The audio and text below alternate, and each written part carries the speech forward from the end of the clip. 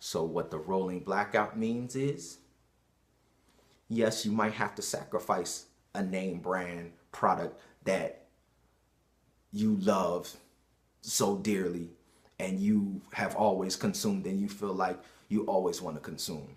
Because I ask you this one question. Do you love that product more than you love your child? And that's the question you need to answer. If you love the product more than your child, then keep consuming the product. But when the incident happens to your child, and your child is the one that a rogue police officer or that a George Zimmerman runs up on, and your child is laying there, and then it's counterproductive to create the movement then. Up until this point, there was no rolling blackout. There was no sanctuary and safe haven and a system to be tagged and identified nationally to protect and have an actual system together to mark all of these individuals and begin the process of protecting all of these individuals. So prior to now, you had no access to anything like this. But from this point forward, it's time to be proactive. Let's not wait until another incident happens. Let's come right now. Let's start letting these people know by having aggressive code enforcement. We call it code enforcement.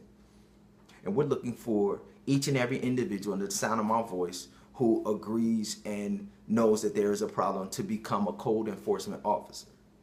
And that's how we do it on the grassroots level. Each and every one of you guys are code enforcement officers. You see an issue, first of all, you get every young person, every person that you could think of, convicted felon, person out there, high school dropout, all right, young person in the forgotten middle, in our school to prison pipeline, all right. They're building prisons for them right now. Yes, your middle school child in the 5th grade, in the 6th grade. They're building prisons for them right now in some depressed rural area. They're building a state-of-the-art facility and they're pitching to the residents of that area, this is going to revitalize your community. We're going to inject jobs back into your community. All right? Capitalization on the dehumanization economically. That's what that is. That's what that is. All right? So, before that 5th grader gets enough truancy, that's how they're getting y'all kids. Wake up, people. Truancy in the school is the vehicle, the high-speed vehicle accelerating and taking your children straight to the prison industrialized complex. And I'll explain it for those of you who don't know. Truancy is stuff in school, incidents that happen in school that back in my day, we got a slap on the wrist, sent down to the principal's office, the detention center, something, somewhere, guidance counselor, sent back to class. Truancy nowadays, your child shoots a spitball somewhere. Your child uses profanity. You name it. I mean, it's a whole range of truancy, documented truancy incidents that have schools calling the police, the authorities, and coming and getting your child from school.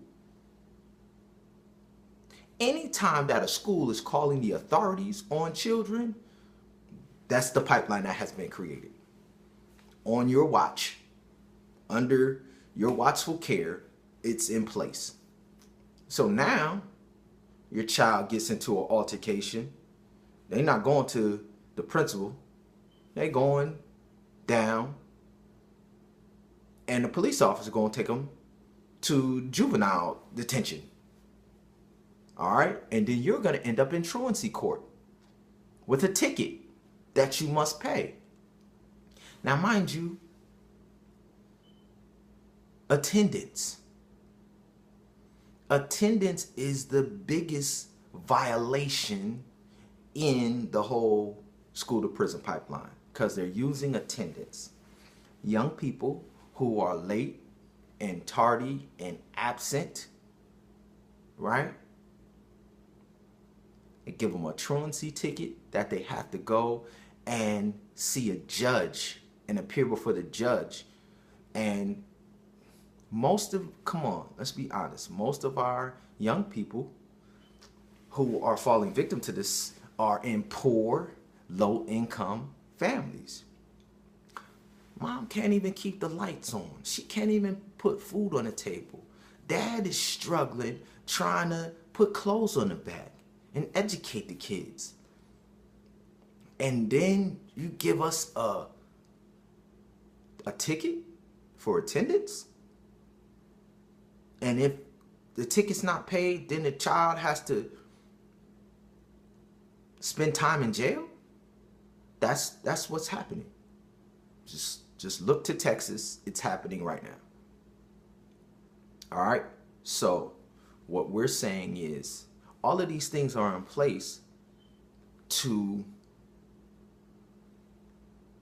that potentially could ruin the life of your young person. So we're telling you, you no longer have to be in fear and sit back and wait and wonder if your child is going to end up in a statistic somewhere in one of these things. No, you can be proactive. You can be a code enforcement agent. You can get your young person tagged, and then you can participate with us as we mobilize these rolling blackouts to economically boycott these companies that are participating in these code activities. That's what we do in the Recycle Humanity program.